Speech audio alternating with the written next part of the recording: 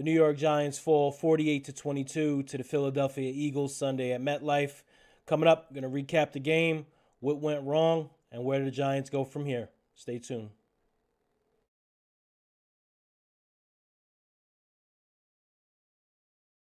What's up, everybody? Thank you for tuning in to another episode of Tommy's Takes. I'm your host, Tommy G. Could have been anywhere in the world, but you're here with me, and I appreciate that. Please like, subscribe, turn notifications on.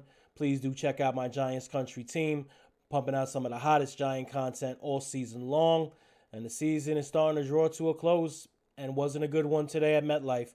The New York Giants got absolutely pounded by the Eagles, 48-22, in a game where it didn't even seem as close as the score was, as crazy as that is. And it was brutal. It was across all four phases of the game: offense, defense, special teams, coaching.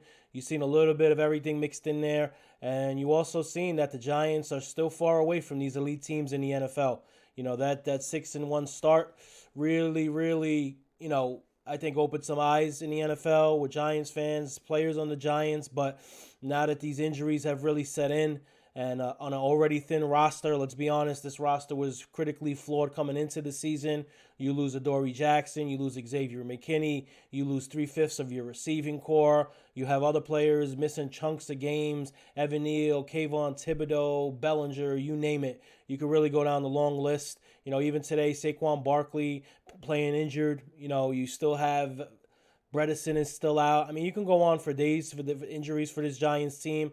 And they're getting exposed now, because while I do think the start of the season and the run they went on was real, I don't think this was a case of, well, this is who they were the whole time, and now they're showing you their true colors. No, I don't believe that for an instant. What's happening here is they're missing critical players, arguably their two best defensive players in McKinney and Adoree. Offensively, Shepard's gone, Tony's gone, Wan'Dale Robinson is gone. Critical players outside of probably Tony, who wasn't going to play anyways. Critical players. And you're also going into a tough second half stretch of the season here. You're not playing the Texans, which was the last Giants win. So I wanted to get that right out of the way. I don't think this is a case of the Giants were frauds and this is what a rebuild looks like. I get all that, and I understand that perspective. But the Giants went out there and beat teams and won 7 games. That's not a fluke in the NFL. Maybe it's a fluke if you win 1 or 2 games, but Giants beat Tennessee at home on the road. You beat Baltimore. You beat Green Bay when they weren't as bad in London. So I think they have some key components here. But today was brutal. And let's get right to the game. Started out tough on the first drive for the Giants. 2 sacks on the opening drive on Daniel Jones. And that was just going to be a precursor of things to come. He was sacked 7 times on the afternoon. Eagles get the ball. Boom. 3rd and long. You got him right where you want him. And what happens? Fabian Moreau. Defensive penalty. And listen, as far as Moreau goes, he really played well in the early part of the season. He was essentially picked up off the street. He wasn't brought here to cover number 1 wide receivers. I get all that, and I'm not knocking him for that. But he has really been brutal these last 3-4 games. Touchy-feely on receivers, can't keep his hands off of them. He's had multiple 3rd and long penalties, and it happened on that drive. And guess what? Led to a touchdown. Miles Sanders scores 3-yard touchdown. Was a 14-play, 84-yard drive for Philly. That put the Eagles up 7-0. And before you know it, a few minutes later, 12 minutes left in the second, Devonta Smith touchdown. What happened on that play? So you got Devonta Smith and, excuse me, this is what bothers me. The play before that on 3rd down, Darnay Holmes makes the tackle, right? He thought he made the tackle. He missed the tackle. Gets up bragging, smiling, doing his whole shtick. He didn't make the tackle. I believe it was Love that came up and made the tackle after. And on 4th down, Darnay Holmes gets burnt. But that's not the main issue of this play. It's that Julian Love has a direct path to either A, intercept the ball, or B, light Devonta Smith up and cause an incompletion. And he does nothing. He puts his hands out to make a breadbasket interception catch that was never going to happen. And I don't want to knock Julian Love, because I think he's been a stalwart for this Giants defense. He's somebody I think the Giants should look into signing long term. And this was uncharacteristic, but this was a big blow. 4th and I believe 6 for the Eagles. And they just heave it up there. Basically a Hail Mary down the sidelines. And Julian Love says, I'm not going to knock the ball down, not going to intercept it. I'm going to put my hands down low. It was very reminiscent of the Minneapolis Miracle that happened in the playoffs. Anyways, That puts the Eagles up 14-0. 4 minutes later, touchdown Eagles. A.J. Brown, 33 yards, 21-0. That comes off of a dropped punt by Gilliam. That was another rare one. Haven't seen that a lot. And yeah, it was a little bit wintry at the stadium today, but he drops the punt. Then he attempts to kick it, which is a penalty. So it's a loss of down, plus 10 yards. The Eagles get it right in Giants territory. And before you know it, it's 21-0, just like that. And Giants got a little bit of special teams good play for the first time, I would say, this season. They blocked the punt on their own. They had the Eagles backed up way, I think it was on the 1 yard line. Blocked the punt. Ellerson Smith did a great job splitting the double team, getting his hands up there, all six of his frame. And the Giants scored. That gave him a short field. Offense struggles unless it's a short field, let's be honest. Hodgins scored 2 yards touchdown, and that made it 21-7. What happens? The very next kickoff, Boston Scott takes it like 60 yards. Eagles end up getting a field goal right before the half. They lead 24-7. And honestly, anything after that was, 27-7 after the first drive of the second half to get a field goal. Jones has a really nice drive. I did want to mention that. He had ended it in a 1 yard touchdown run. That made it 27-14, and that was it. After that drive by Jones, it was pretty much a wrap. Eagles would win 48-22. Giants got a garbage time touchdown from Tyrod to Richie James. And as far as the game goes, that was it. There wasn't any point in this game where excuse me. Wasn't any point in this game where you felt like the Giants were going to win. You felt like they were coming back. Giants defense was absolutely brutal today. Their worst performance of the season so far. Let's get into that. Let's talk about how they got dominated in the trenches. It was rough. Jones was sacked 7 times on the offensive side of the ball. Offensive line didn't play well. Was pressured on almost every drop back, it felt like, for Daniel Jones, honestly. And when you watch the game, it was tough to watch because, it was basically the Giants tried to come out and be aggressive from the get-go. Impossible. Pressure on every play. Couldn't hit the 3-step drop. And then even when they tried to skewer the game plan down and get back to their rollouts, it was still pressure everywhere. So the Giants' offensive line struggled in the trenches. Barkley couldn't get anything going on the ground. 9 carries, 28 yards, a 3.1 yard average. Giants' leading rusher was Tyrod Taylor with 2 carries. That's not going to cut it. What really propelled this Giants team in the first half and that run they were having was a strong running game. At one point, they had the 3rd best running game in the NFL, and that's all but gone. DJ didn't get going on the ground today at all. They sacked him, like I said, 7 times. So in the trenches offensively, Giants could not get it done whatsoever. Totally stunted the offense. You've seen Evan Neal struggle mightily. Penalties, gave up a couple sacks. And Andrew Thomas struggled also on the left side. So, really tough because this Giants offensive line was supposed to be in progress, but positively moving upwards, right? You got your 2 bookend tackles. You signed Glowinski in the offseason. He wasn't going to be a long-term starter, but you gave him a decent contract. You drafted Azudu. Nick Gates came back. You signed Feliciano. And this offensive line today was deplorable, and their play has really regressed the last 4 or 5 games. And obviously that has to do with injuries, not having Neal for a while. Bredesen's still not back. Obviously it has to do with this tough second half schedule, but when you can't even run an offense because of an offensive line, that's a huge problem. And I know Daniel Jones is always going to take the brunt of what happens with that offense, and he is accountable for their production. But, if you watch this game today, there was one play where he did a play action, and before he could even snap his head around, the defensive end was in his face, still completed it. So, the offensive line was just, from the start of the game, it was evident that the defensive line of Philly was going to dominate. They weren't going to let the Giants get anything going on the ground. And on the flip side, in the trenches on the other side, Giants' D-line was horrendous. Couldn't get off the field, 2 flags on Moreau, and the D-line couldn't get pressure. The Eagles ran it all over that Giants front. It was rough. And when you look at some of the numbers, Hurts had, these are brutal numbers. Eagles rushed for 31 times, 253 yards, and 8.2 yard per carry average. Soak that up. Giants gave up 253 yards rushing today on 8 yards a pop. Just brutal.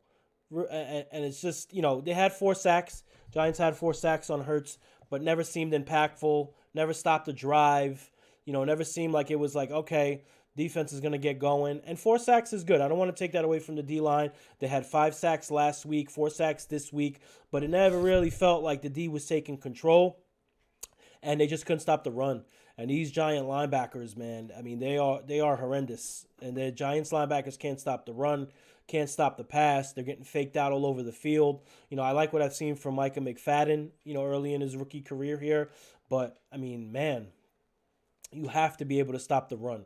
You have to be able to get off the field. I want to say the Eagles were 7 for 12 on 3rd and 4th down. Not going to cut it. Just tough to watch out there. And you got Boston Scott, the Giant killer, coming in. He has 2 long returns, a touchdown rushing at the end just to rub it in the Giants' face. And again, you look at mistakes, you look at self-inflicted wounds. Giants have the drop punt that gives the Eagles the ball in Giant territory.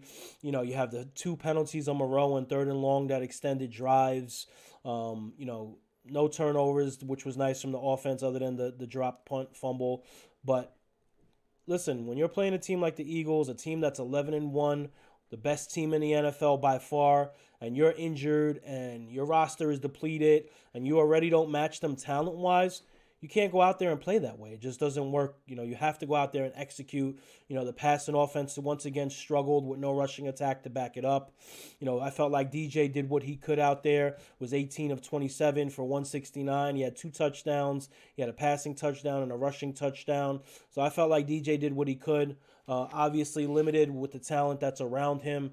So, I mean, when you go out there and your best receiver, is Darius Slayton, you're going to struggle. You're going to really struggle out there, and they did. And this offense struggled. They had a couple touchdowns, but they were far and few in between.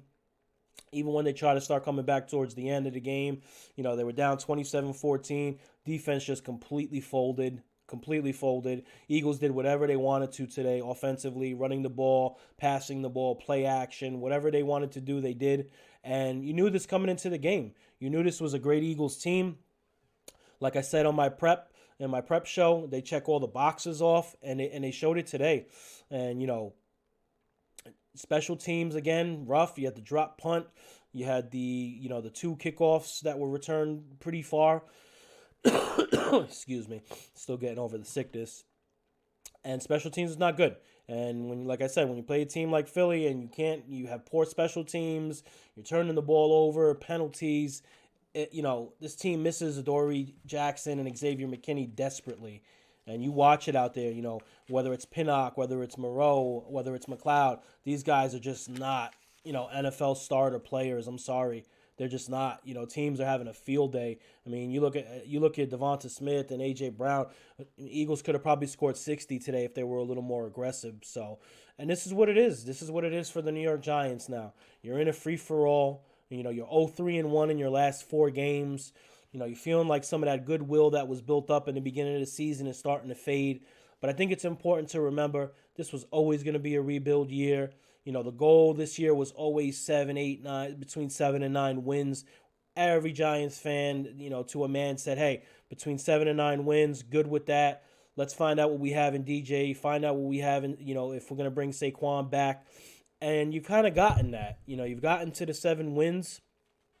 You got Washington next week coming up, which is going to be another tough game. Not going to be easy. Washington on the road, Sunday Night Football. They just tied you at home and they played a good game. And it's going to be interesting to see because it's a lot easier to co-sign bringing back DJ, bringing back Saquon when you have the good feeling of winning 9-10 games, when you could make the playoffs and say, hey, these were the guys that got us to the playoffs. So it's going to be interesting to see if this slide continues and the Giants miss the playoffs. Does that kill some of that goodwill? Is it a lot easier for Joe Schoen to say, hey, look, we had DJ out there and Saquon out there the whole season, didn't make the playoffs. Yes, there was holes in the roster, and you cannot deny that. Jones and Barkley have not had a fair shot, essentially, pretty much their whole careers to play with a complement of talent. But you also have the money factor now. It's not just, hey, should DJ start next year? It's, hey, should we give him 30 million per year? Same thing with Barkley. Do you give him 13, 14 million or whatever the deal might be? I think each loss that occurs makes it a little tougher to bring one or the other or both back, because you could make an argument if you lose out here or if you only win one more to fully blow it up and use that 30 million you would use on Jones to patch a couple of holes instead of quarterback, which obviously quarterback is the most important. And I'm not saying to not bring Jones back. I'm just throwing it out there hypothetically. I think it makes it more difficult to bring them back when you see the holes on this roster and you see this linebacking core. And obviously, Giants will have some players coming back. You're going to have like a Darian Beavers coming back, but he's a rookie. Adoree Jackson is going to be back from injury, Xavier McKinney. And that's what made this so unfortunate for this season. These rash of ridiculous amount of injuries is that you don't really know now what this Giants team was, right? A lot of people are saying, well, this is who they were, and, they won by a field goal here and a missed field goal there, and making excuses, but you don't know. You don't know now because you're missing two of your best defensive players. You're missing a bunch of wide receivers, linemen. The list goes on, like I said. So you don't really have a great assessment. So when this season ends, if it ends on a slide and there's no playoffs, of course Joe Schoen is going to look at the external factors, not having talent to match some of these teams. And that was on full display today in this Giant-Eagles game. Giants do not have the talent to match an Eagles team like that at all. And to be blunt and honest, they're going to go into Washington next week, and most likely the season's going to be on the line. Are they going to be a reeling team that fades off in the second half? Or it is just as a difficult schedule and they're fighting through it and waiting to get some guys back. You don't know if McKinney's going to be back next week. You don't know if Adoree's going to be back. I would say probably no to both. Obviously, Adoree's a little closer than McKinney is. I doubt we even see McKinney the rest of this season unless the Giants make the playoffs. But there's a lot more question marks now than there were 5-6 weeks ago. And that's interesting because, the first half of the season was nothing but goodwill. Joe Schoen pushing all the right buttons, Coach Dable pushing all the right buttons. And when you lose, everything falls under that microscope. I still believe the Giants have the right head coach. I believe they have the right GM. I also believe Daniel Jones is a good quarterback. He's limited in some things he could do, but you're going to be limited when your best receiver is Darius Slayton and a guy you just signed off the street 3 weeks before. You're going to be limited when you have a Saquon Barkley that's obviously in pain, fading down the stretch here, hasn't had a big game in about 5-6 weeks. You're going to be limited when you have an offensive line that should be progressing upwards, but is actually regressing backwards. And I think this line is going to look, O-line's going to look a lot different next year. Outside of the bookends, I think anything goes for the guards and the center, honestly, because those two guards and center have caused havoc. Obviously, today was a little bit of a different story. You did see a lot of pressure on the outsides, but that's an outlier. That's an exception, not the norm with Neal and Thomas. You have your two studs there. Neal's still a rookie, still going through growing pains. He missed a chunk of games as well this season, which didn't help his development. But a lot of questions to be answered. Next week is a big game. A win next week could put a lot of this ill will behind, could put the Giants in a great position to make the postseason. And let's be frank, it's not, postseason or bust for this team. This was not the goal coming in.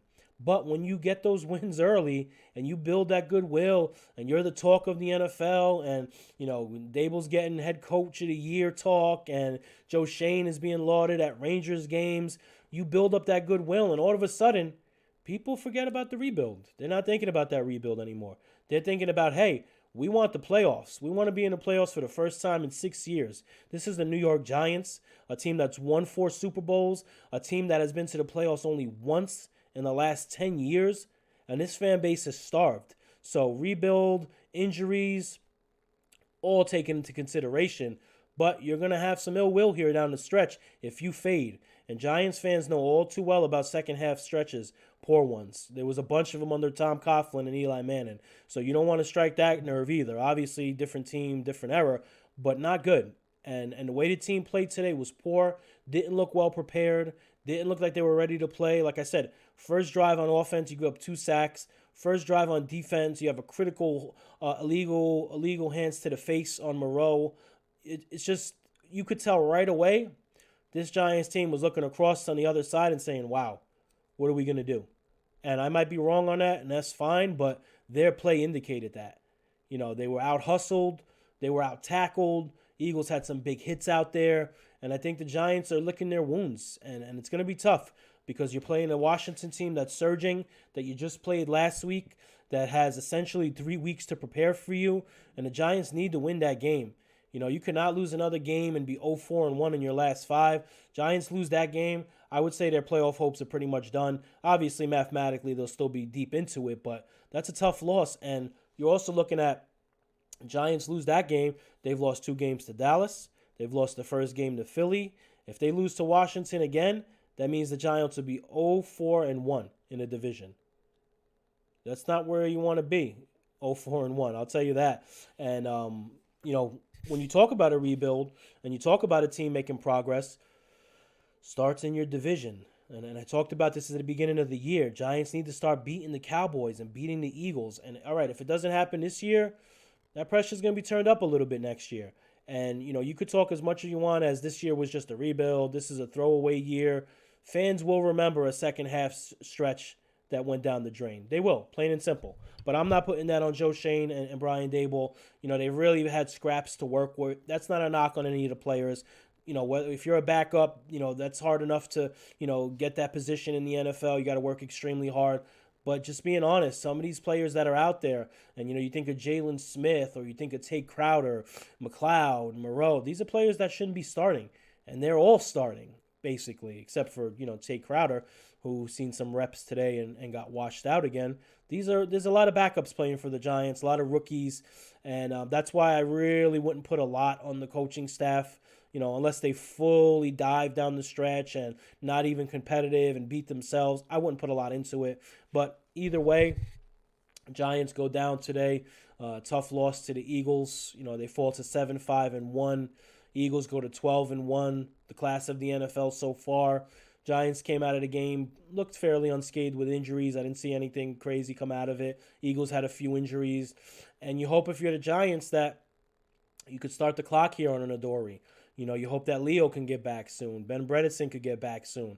Because with the holes in this roster, the deficiencies in this roster, you need some of these guys back. You're going to need some help here down the stretch. Doubling back again. Offense is broken.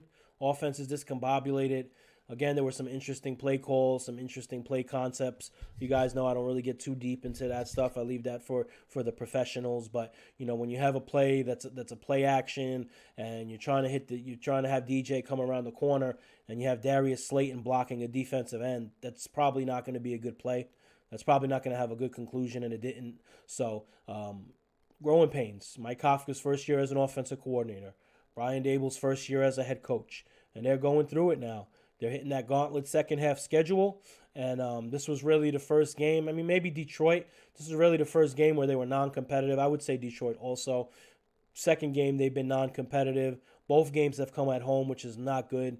Too many Eagle fans at MetLife today, especially towards the end of the game. It was just like a Philly home game. But listen, let's wrap this up. Giants are still deep in the playoff chase. Still have Saquon Barkley, Daniel Jones. Still have that defensive line. You hopefully get a couple more guys back. If you take this game in Washington Sunday night, changes the whole narrative of the last few weeks of the season, and you'll be right in the mix of things. You still have a game versus the Colts, who have been struggling mightily this season. So if you could that's why I think this Washington game is really going to tell you what happens the rest of the way. Because if you could pull out this Washington game, you could most likely beat that Colts team. That's going to get you to 9 wins, which most likely gets you in the playoffs. But easier said than done. Just wanted to thank everybody again for tuning in. I appreciate it. I wish I could bring you guys and gals some good news. It feels like we haven't had a winning podcast in a while, unfortunately. But it is what it is, right? We're going to have to talk about it. Hopefully we get to talk about a win next week. I'll be back in a few days with the Commanders prep. Even though we just prepped for them, we'll prep again. Stay tuned. Thank you, everybody, for supporting. Please hit that subscribe button, like, comment. Love to engage with you guys and gals. Check me out on Twitter, TommyG105. Check out the Giants Country team. And with that being said, peace.